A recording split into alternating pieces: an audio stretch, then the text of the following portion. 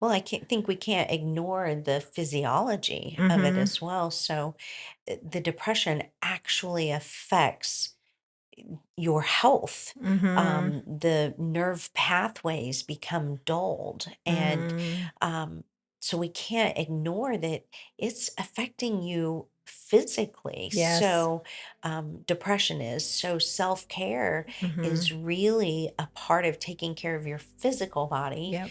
Everybody seems okay with that. If you get an ear infection, you go to the doctor. Right. Nobody looks down on you, or you don't feel judged because Mm-hmm. you have that.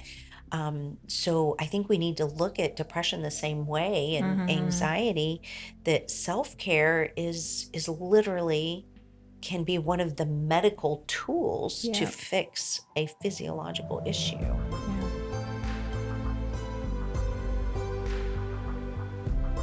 Well, I'm excited to have us here together to be talking on our topic of self-care today.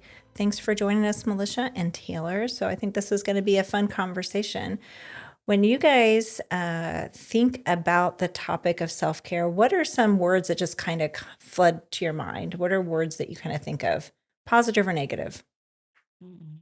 Quietness. Quietness. Okay. Stress. Stress. Okay. Okay. Yeah. Hmm. Um, Let's see. Alone. Alone. Okay, that's a good one. Think necessary. Mm, that's good. definitely. Yeah. Healing. Healing. Mhm. I think what keeps coming to mind is just things you do for Mm, self-care, or I guess that I do.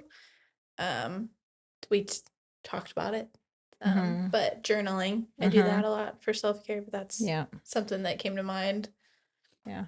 Word that just popped to my mind is avoidance. Oh, yeah. Yeah.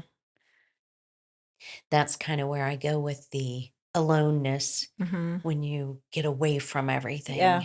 um, that's, I think, where self-care begins with me, Okay. is getting away Uh-huh. and thinking things Yep. through in a quiet environment, Mm-hmm. maybe avoiding, in a Yep. sense, of the things that I feel like I should be Yeah. doing. um, the getting away part. Yeah. Because avoidance could be both positive and negative. True. We can Absolutely. avoid in a positive way and we can avoid in a negative way. We can avoid to not face something, but we can avoid because we need that time to pull away. I just coming off of a time of pulling away. I was away for a couple of days. I was working, but I was working remotely in a different county and it was really good for me. I do better after I can do that in a regular rhythm. And that's a form of self-care for me, is that pulling away and being alone. And it is, for many years for myself, when I thought about pulling away and being alone, it felt selfish. Mhm. Have you guys ever struggled with the idea of taking care of yourself or doing self-care? Definitely. As a mother, Mhm. as a Christian woman in ministry, Mhm. as whatever job that we may have, I Mhm. think we often, as women, just think of it as selfish when we Mhm. need some time away. Yeah. Um, I don't think that's the right feeling about it. Mhm. I think that God tells us to be still and know that I Mhm. am God. Um, but somehow in our society, we have this stigma that we've attached to Mhm. that as a negative, but I think it's a very positive thing. Yeah, it is. 'Cause I think about it as like you were saying, is that idea of as a mom or a woman working, a working woman, whatever role we're in, sometimes we have that guilt of, I can't stop, I can't do whatever to take care of myself. And I think, especially in my early years, I had a lot of those feelings. But what I've learned over time and is that the more I allow myself to pull away, it's a part of the way that I'm wired. It's the way that God designed me was to have those rhythms of rest, those rhythms of pulling away. And if I don't do it, that's when I can't Mm. thrive. And so I've learned to accept for myself that that's necessary and I seek it out. It's probably one of my best ways of self care is to pull away. So when we also think about self care, there's a benefit to that. And we think, and I was kind of thinking about before we got together some of the statistics that are out there of why we need to have good self-care, and the kind of the impact that's had in our culture by not taking care of ourselves. And one of the ones that kept coming up over and over again was the prevalence of depression in our culture. When you guys think of depression or see how, you might know people that struggle with depression. I know I do. I know something we see here a lot at Peace Restored. When you think about depression or anxiety, how have you seen that kind of play out in your community? Well, I think I've seen it a lot here, like recently, just Mm-hmm. with how I think it's referred to as seasonal depression Mm-hmm. during the Yep. winter, Yep. like because of just how gloomy it is outside. Mm-hmm. That's something I struggle with because I really like the sunshine and it gives me a boost of energy. And so it's really hard when it's dark and gloomy out and you just want to stay inside and do absolutely nothing, which I know Right. that's not in particular depression, but there's other feelings associated with that that make it depression. Mm-hmm. Yeah. So just that weightiness of everything, that the heaviness that comes with the season. Yeah. Mm-hmm. Yeah. We were talking about that on our last podcast a little bit, is that feeling of how, because in the winter season it can be darker and gloomier, and it just brings that kind of the weight. And Yeah. like you're saying, that seasonal affect disorder. And so that can be something that a lot of people struggle with over the winter season, especially in this climate that we live in. Mhm. Yeah. Yeah. Yeah. I think it's rampant, Mm-hmm. depression is. It I think is. it goes undefined, It does. and it goes unrecognized. Mm-hmm. I think there's a stigma. People don't want to admit that they have Mm-hmm. depression. Mm-hmm. I think it's important to identify it and define it, because, like you said, there are many different types of depression. Mm-hmm. But when we identify it, then we sort of take control of it, and it's easier.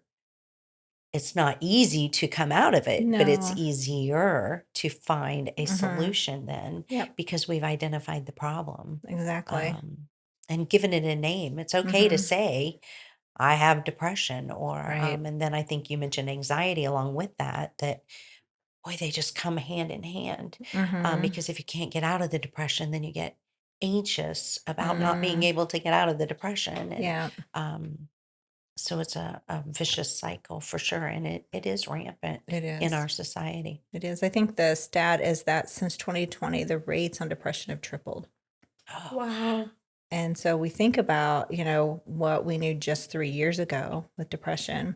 And then now here we are 3 years later, just in 3 short years, the rates of depression have tripled. So that tells me that people are longing for one hope, and they're needing ways to take care of themselves. mhm. So that's some of the reasons why that self-care is so needed, because the odds are that we all know someone struggling with Right. depression, whether it's diagnosed or undiagnosed, like you were saying, Right. Militia, right? So it can be, um, if we can help people know how to process through on their own, if they're not ready to go in for counseling, or if they don't feel like that's a need for them, wherever they're at in that process, then self-care is going to be a really important part of their process, whether they're in counseling or not in counseling. So some of the reasons why we want to think about self-care is, we know through research that it is clinically proven to reduce anxiety and depression. So Yeah. self-care makes a big deal. It makes a big difference. Were you going to add something, Taylor? I'm sorry, I didn't mean to. No, So, you're fine. okay. So are there other things that you guys have seen of benefits of self-care? I think it just reduces your stress level Mm-hmm. a lot of the It time. does. Um, I think it helps you function better in life in general. It kind of eases some of those things because especially when you're dealing with depression, everything just feels heavier. Everything Mm-hmm. that you do. And so and I know it's so much easier said than done. Like I feel so bad saying it because I'm like, I know how hard it is just to Yeah. do things for yourself when you are struggling with depression. Like it's hard just to get out of bed sometimes. It's hard to take a shower. It's hard to Mm-hmm. eat. Right. And I know those things are hard, but even like really practical things could Mm-hmm. be self-care for that person, just to do Mm-hmm. one thing that takes care of themselves, because that can motivate you to do more, or it can just make you feel just a little bit better at that Mm-hmm. time. So it is hard. It is. Because it's hard because of how heavy it is. But I think if we can practice good self-care, another thing that I was thinking about is over time, it can increase our level of happiness, Yeah. right? So it can lighten our mood. It can, so we're not by any means saying self-care is the answer to everything, but it No. is, as we would say, a tool that we can utilize to help with that. Increases like how productive you are. Mm-hmm. Or it can. It It doesn't. can. Yeah. And it's not a guarantee, right? But Yeah, it's, I yeah, it mean, can Right. definitely, yeah. Yeah. Well, I can't think we can't ignore the physiology of it Mm-hmm. as well. So the depression actually affects your health. Mm-hmm. The nerve pathways become dulled, and Mm-hmm. um, so we can't ignore that it's affecting you physically. Yes. So, depression is. So, self care Mm-hmm. is really a part of taking care of your physical body. Yep. Everybody seems okay with that. If you get an ear infection, you go to the doctor. Right. Nobody looks down on you, or you don't feel judged because Mm-hmm. you have that. So I think we need to look at depression the same way, and Mm-hmm. anxiety, that self-care is literally can be one of the medical tools to Yep. fix a physiological issue. Yeah. Hi, I wanted to interrupt this episode to share a little bit with you about Peace Restored. I'm not sure if you're aware, but Peace Restored is a non-for-profit, and we rely on support from people just like you. Did you know that if you donate as little as $2 a month, it could provide curriculum for a woman that we provide mental health care to? Or $4 a month would help us provide mental health care for a woman just like yourself or someone that you care about. So if you would consider supporting us in our mission, please go to our website at peacerestored.net. Thank you so much for your time, and I hope you enjoy the rest of this episode. So you were saying self-care, and you're talking about all this. I was thinking like self-care is life care. Mm. Isn't Yeah, yeah, that's a good because way to it, put it. because Yeah. if we don't care for ourselves and we'll have a higher proclivity for other health issues, like you were saying. Yes. It affects our nerves, it affects our heart. We have higher levels of stroke. So many different things can happen when we have depression or when we struggle with depression. And there's also been shown that it can have a higher risk of cancer when you struggle with depression as well. Mm. And so we do need to have good self-care, because if we don't, the implications to our body is pretty profound. Absolutely. Yeah. Yeah. Yeah. Makes me think of what something we were talking about, like not Mm-hmm. right now, but earlier today, just that like it all just keeps coming back. Like if you do not take care of your stuff, it will take care of you, and that Mm-hmm. includes depression and anxiety.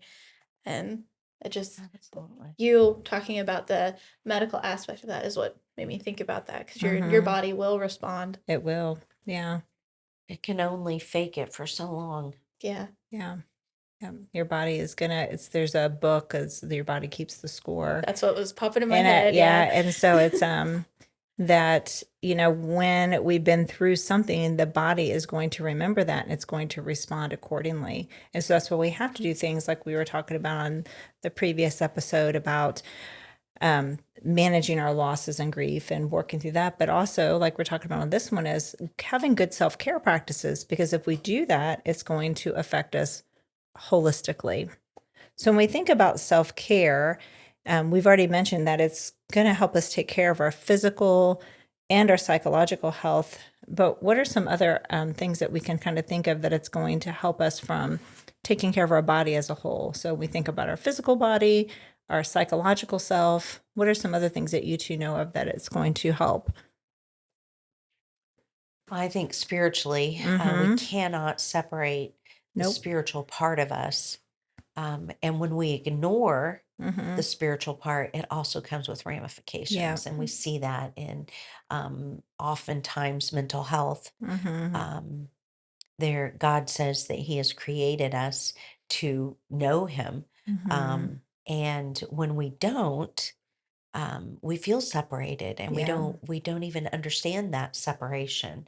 Mm-hmm. But it comes with it so many other mental health issues. So I think that the spiritual aspect of self-care Mm-hmm. is definitely profound. Yes.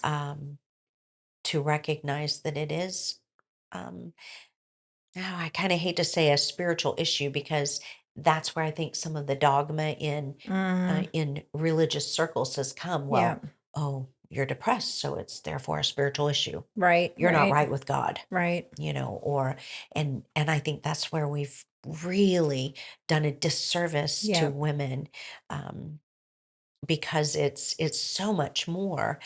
But some of the solution can be a spiritual solution.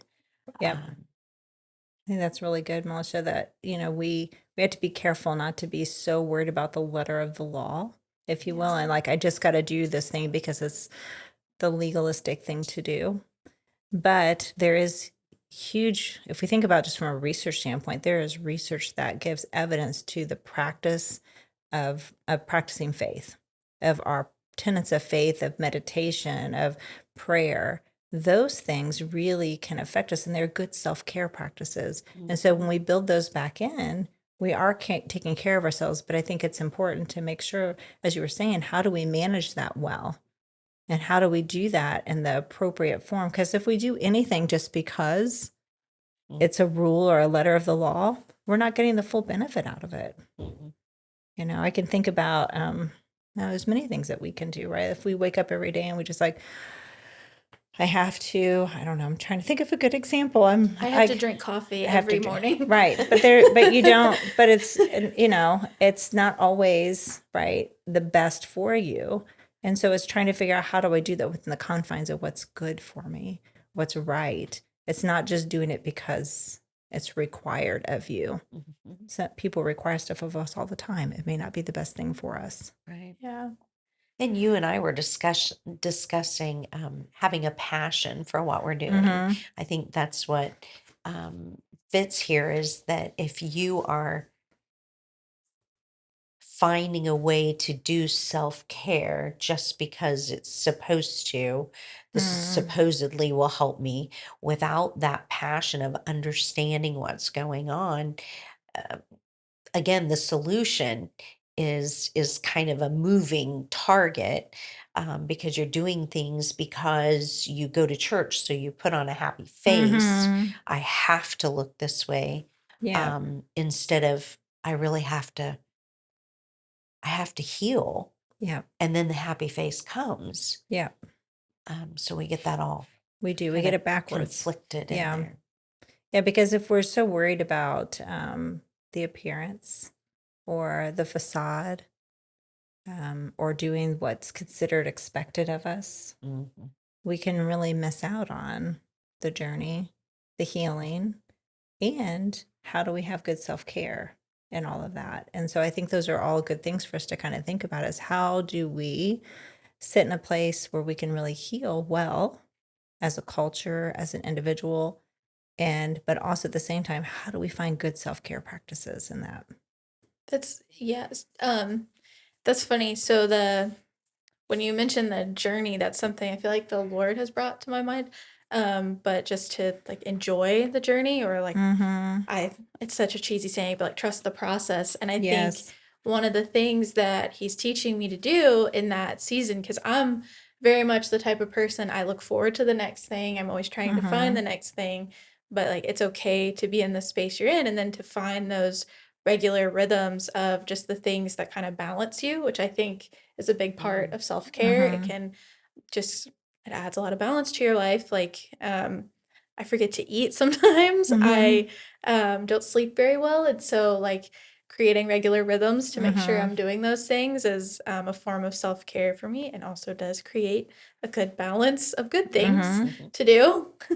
Yeah, I think that goes back to knowing how you're wired too. Is like, if you are a person who needs that, system. You have to find what the good patterns are for you, because everybody's patterns or needs are different. And so what works well for you is going to not work well for somebody else. And Yeah. that's okay. But I also am thinking, as I'm listening to you, is that when we think about starting something and starting that self-care process, it can be sometimes our proclivity, if you will, or our desire might be to like, I'm going to do all the things.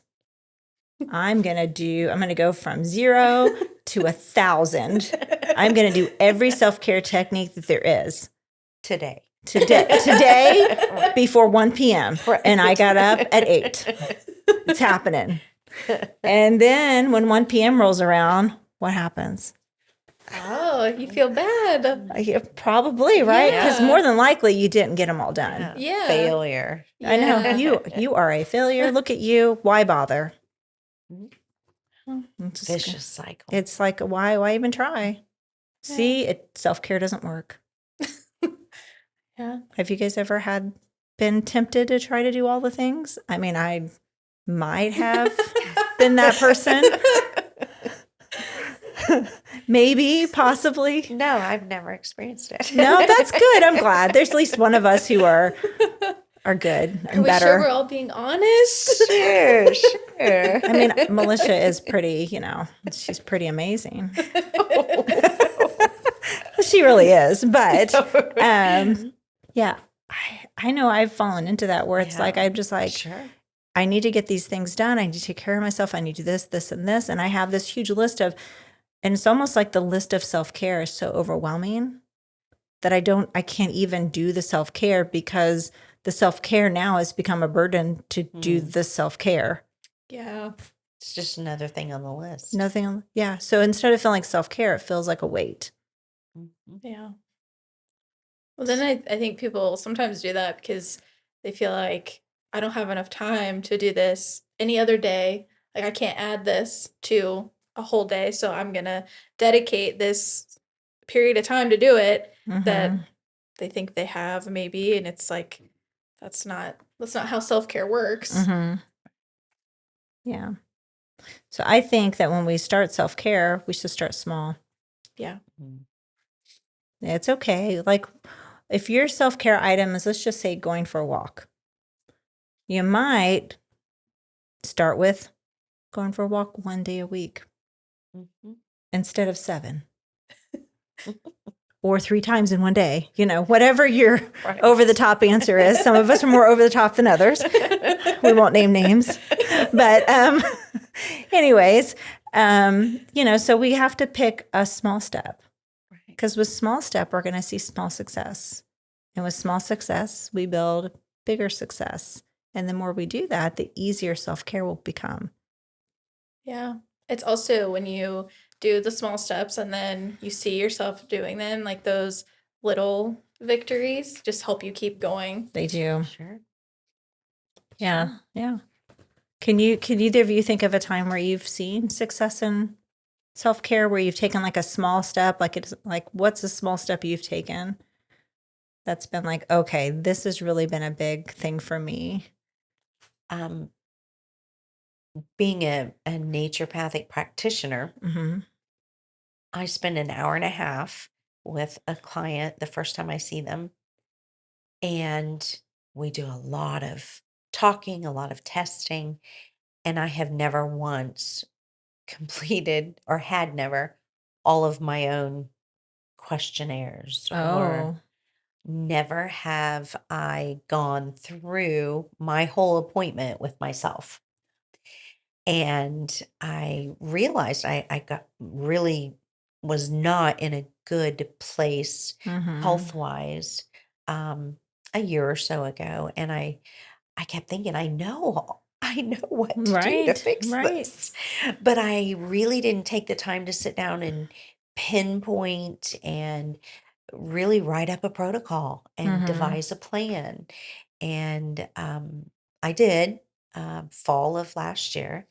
And so those steps, I think that it's helped me to encourage others because I know the asks that I'm Yep. giving them to make some changes in their diet or in their Mm-hmm. habits and their lifestyle. I'm doing the same thing right with you. And so Mm-hmm. these small steps are important. They The are. stretching, there are so, our muscles hold on to depression and Mm-hmm. anxiety and past offenses. I mean, we physically hold on to those things. Mm-hmm. And just stretching alone has been so good. Just a few minutes in the Mm-hmm. morning, Mm-hmm. um, just to stretch. We can identify which muscles typically hold which mental health issues or which emotions. That's pretty And great. so, really stretching those specific areas Mm-hmm. has been a really good start. It's very small. I mean, 5 minutes. Mm-hmm. Um, but I've seen great changes because of that. That is good. It's so interesting how our body works and it's so Oh, connected. But yeah, I love how you're being intentional. You're like, hey, I am working with other people, but how am I implementing the same thing I'm teaching others? And how do I take a small step in that to see improvement and care for myself? That's huge. Yeah. yeah. Yeah. Small steps are important. They You never are. get to the big steps You if you don't can't. start Yeah, little. because True. it's really hard to take a giant step, but it's much Right. easier to take that really small step. Right. Which Yeah. can sometimes be a really hard concept for Right. people to understand, I think, because I think sometimes so many people are all or nothing, Yes. and it's can't be all or nothing when it comes to this. That's Yeah. right. Yeah, because if you try to take a giant step and you're not ready for it, like we just indicated before, you're just going to fall and it's going to Right. feel impossible. I think about a self-care that I've done on a regular rhythm throughout the last couple of decades has been going to a therapist. And the first time I started seeing a therapist, I was that person who was a little overachieving. And if anybody knows me, that's not really hard to imagine. But Shows a little I know maybe bit. my I'm showing a few little things about myself. But anyways, I again, I'm going to put the caveat out first before I say this is not recommended. But when I started into therapy, I saw 3 therapists at the same time, and unbeknownst to each of them. And again, that's not really something that's normal practice. But because I am a let's get her done kind of girl, I started doing that, and it was overwhelming. It was too much. And so I had to learn how to do that well.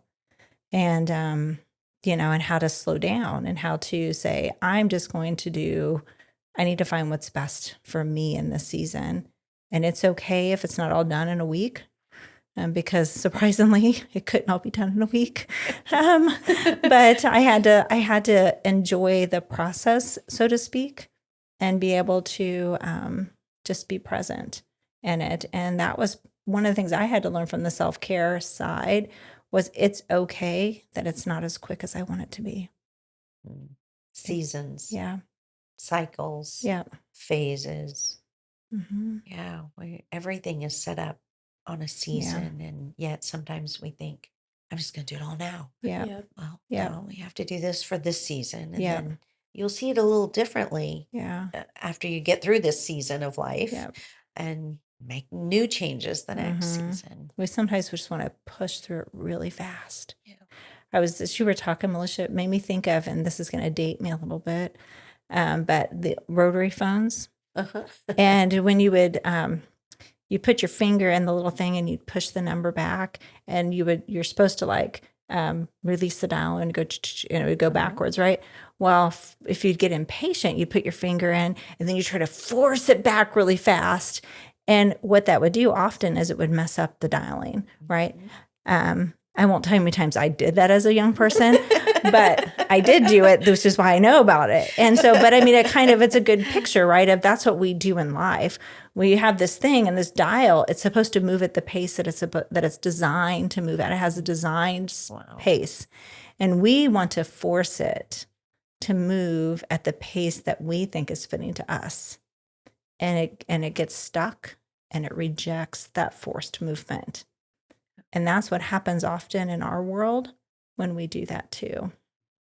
Yeah. Yeah. I feel like we're also usually wrong about the pace that's fitting to us. That's a good point. Yeah. Yeah.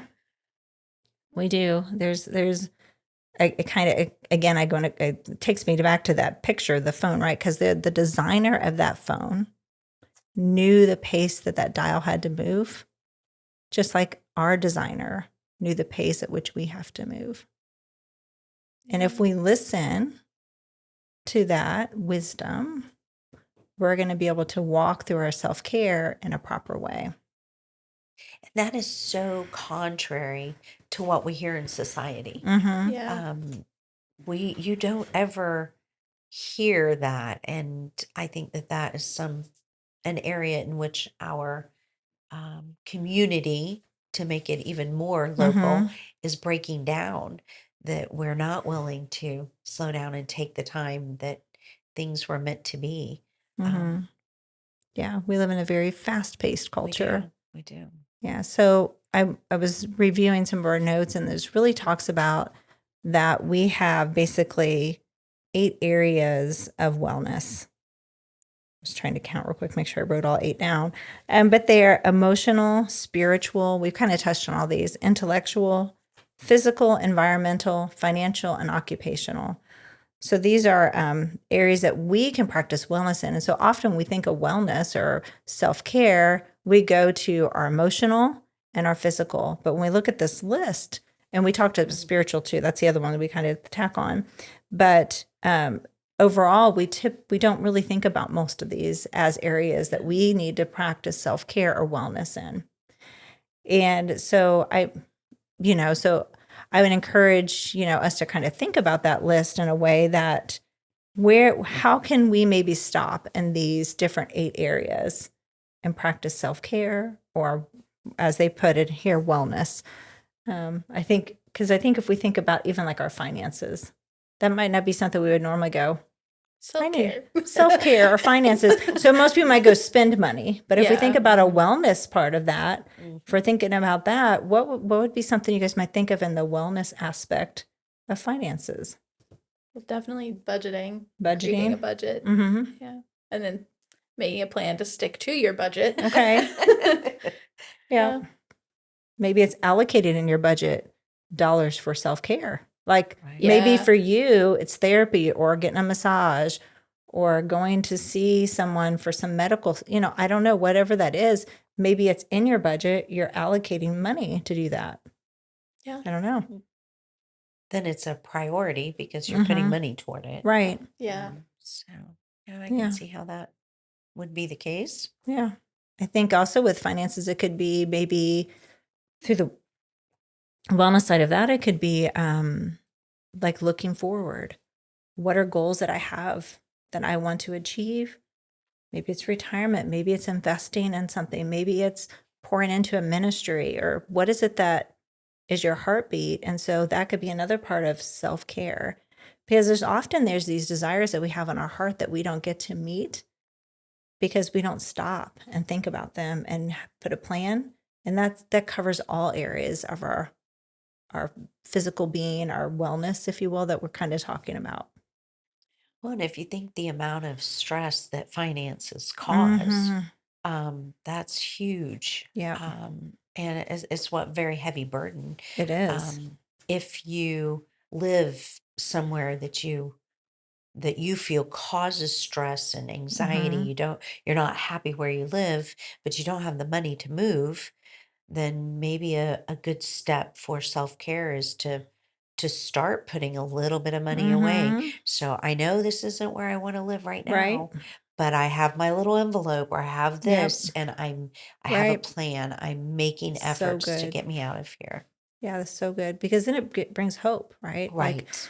I don't Right. have to stay here forever, but I have a plan. There's something I'm doing to take care of myself so I can get to that point. Right. hmm So when we think kind of practical ways that we can achieve self-care, What are some things that we can do from a practical standpoint that helps us, well, that we can do from a self-care aspect, if I can speak, sorry. Um, I think one thing that um is hard to do sometimes, but and it's so hard to admit, but physical exercise Yeah, is really helpful it for is. self-care. I mean, even just like you were talking about going for a walk, Mhm. um, it's so good for you and it makes you It feel does. better. Yes, it And does. it's like sometimes if I, like I actually exercise and I do that physical activity and I'm like, I feel better. And I'm like, Mhm. I'm glad I feel better, but man, I wish I didn't have to do Yeah. this. Right? I know, I know. But I mean, we had time last night where we were able to go for a walk, which was really nice. But I do think about how with our brain, with the physical activity, it helps us be able to cope better. Yeah. It helps us to be able to deal with our stress. I know there's been many times where I'm feeling stressed, and if I just go for a walk, after the walk, you come back, and that stress feels a little differently, or whatever that thing was. You can deal with it differently. It's Yeah. just amazing. I think part of that is just being outside Mm-hmm. too. Absolutely. I remember last year I had like a very, very stressful situation and I went outside and I went for a walk and the circumstance did not change. No. But I walked back inside and I was like, man, it was so nice to be outside in the sun and like Mm-hmm. it felt lighter, even though Yeah, it it really did. wasn't, but it Right. felt like it. Yeah, Right. because there's something about being outside that really affects our mood and our temperament.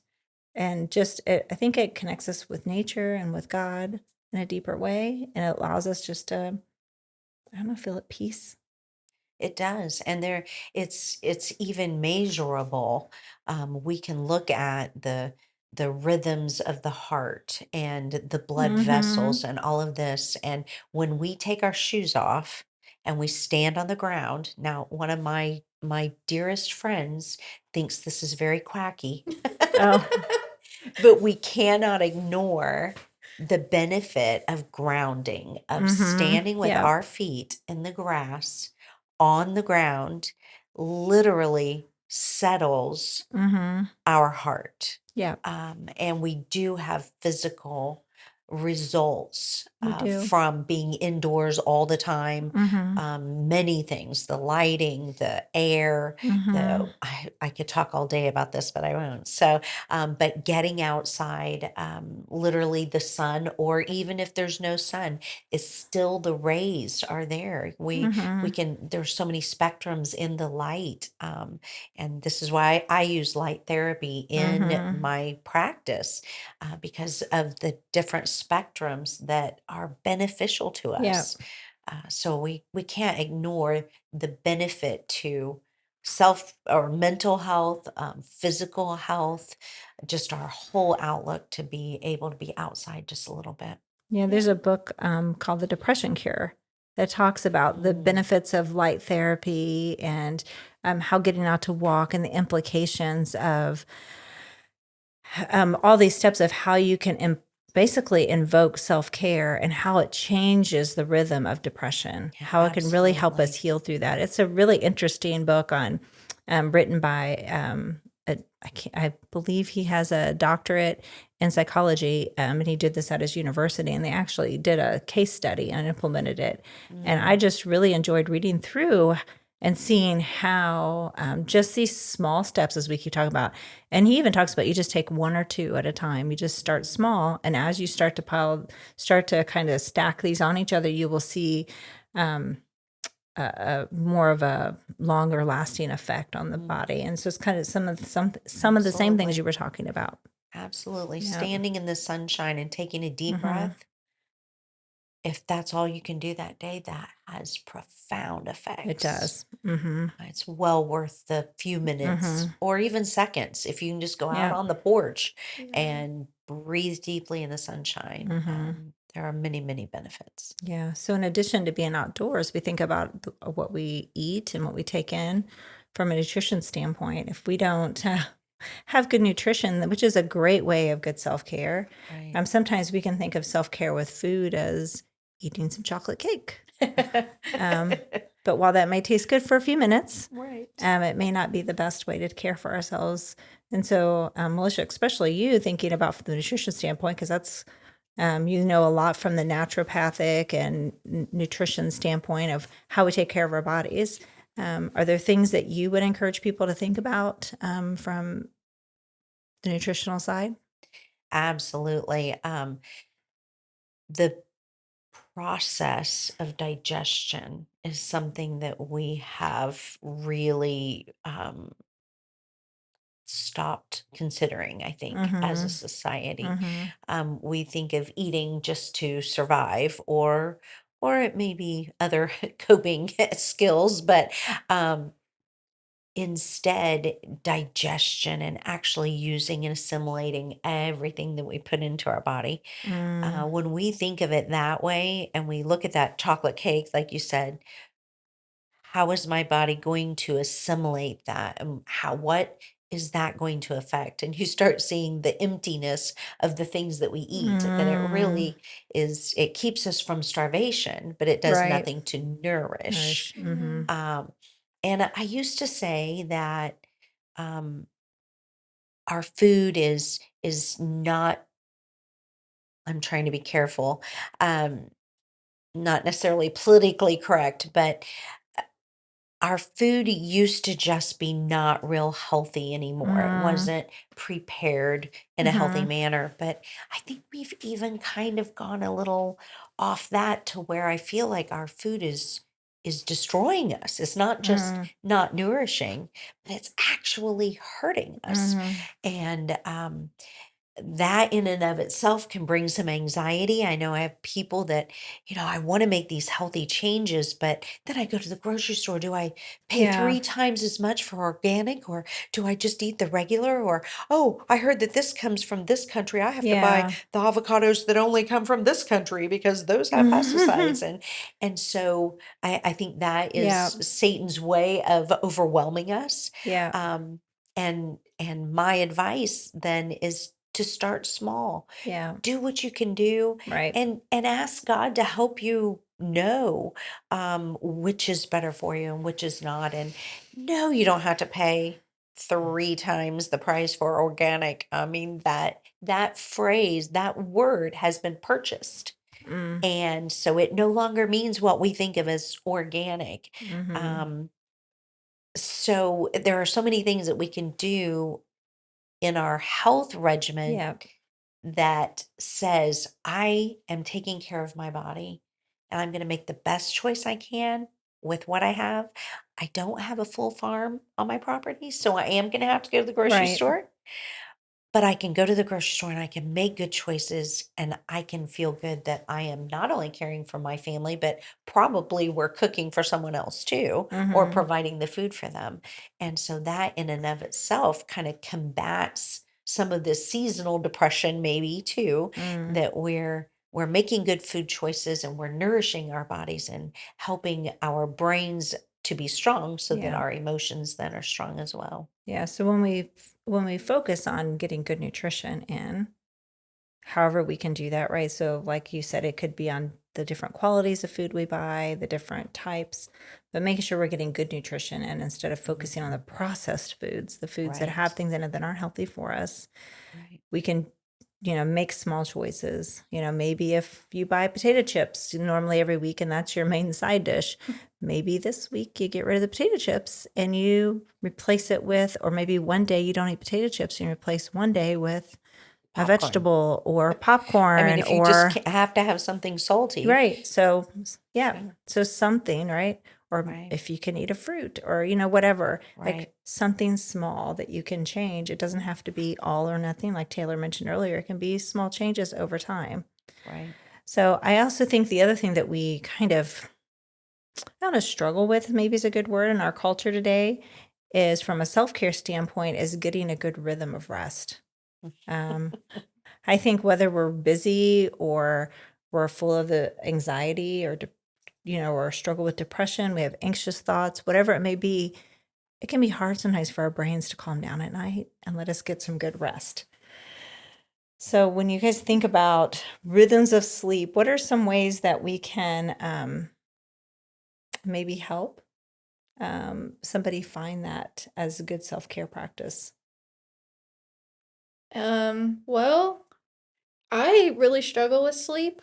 Mm-hmm. And one thing that has helped a lot that I started doing pretty recently is about a couple hours before I have to like, or I feel like I have to go to sleep. Mm-hmm. I drink sleepy time tea. Mm-hmm. um, Yep. and I'm not a big tea person, but it tastes good. I like caramel, and it's caramel. And I started drinking it, and I don't know if it might be a placebo effect because the tea is kind of old, to be honest, but it's worked, and Yeah. I slept so much better, and I was like, well, that's something maybe that someone could do Yeah. is Mhm. find something that relaxes you at Mm-hmm. night that you can do to just kind of wind down, which I know is easier said than done. Right. But that I can do while I'm doing other things Yeah. like drink the tea, but it still relaxes me. Right. Good. That's a good one. Drinking some Mhm. kind of good herbal tea. That will be calming. So that's what sleepy time tea is. It's herbal, just for those who may not know, right? Because the last thing you want to do is drink something that's caffeinated. If Yeah. you're trying to go to Right. sleep, that might work against you. But those are really good teas, right? To kind of Mhm. calm you down. I also was had a thought and now I don't. But when we think about rhythms of sleep, right, we want to make sure that there's sometimes it's the reason why we're having a hard time sleeping is because of all the racing thoughts that we have. And so something that I often tell people to do is make a list before you go to bed. Because usually that person that has the racing thoughts is because they're trying to think of all the things they have to do the next day. So just make a list. And it seems very simple. But when you make that list, it allows your brain to kind of calm down and stop focusing on it. And then if you need to, keep the list beside your bed. So if you wake up at 2 o'clock in the morning, your brain starts going again, write them down, write down whatever you're thinking about. So then you can go back to sleep. So while it's um, not something that's terribly complicated, it is something new to put into your rhythm of self-care, just writing those things down. And then it allows your brain to kind of, like I said, calm down so you can rest a little bit. Yeah. So, because sleep is elusive to many. That was so just even with the racing thoughts, I was thinking of like when you're not tired and you lay down, Mm-hmm. you're like you're still wide awake and you're trying to sleep because you know you have to be up the next day. Something that is good to do is to actually get up Mm-hmm. and go do something because like your body's still awake, and if you're up doing that, like it seems odd, but it can make you sleepy if you actually get up and Mm-hmm. do something practical, Mhm. like even if it's just walking your kitchen and doing the dishes or something, and then try and go back to sleep. Like it's helpful. Yeah. Yeah. And habit is so important. Trying to go Mm, to bed at the same time every night is mm, just like training a toddler to do yeah. something. Repetition is the key to learning. So you have to teach your body that Mm, now is the time that I sleep. yeah. And you need to put away your phone right before you're going to sleep. Again, we're back to that light issue and the spectrum and the waves Mm-hmm. that's just waking us up instead of allowing us to sleep.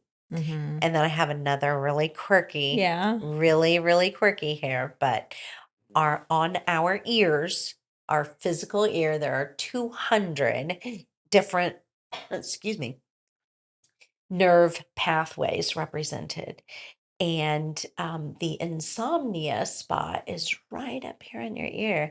And if you get into a habit of rubbing here and then a little bit lower, insomnia one and two, these are acupressure points.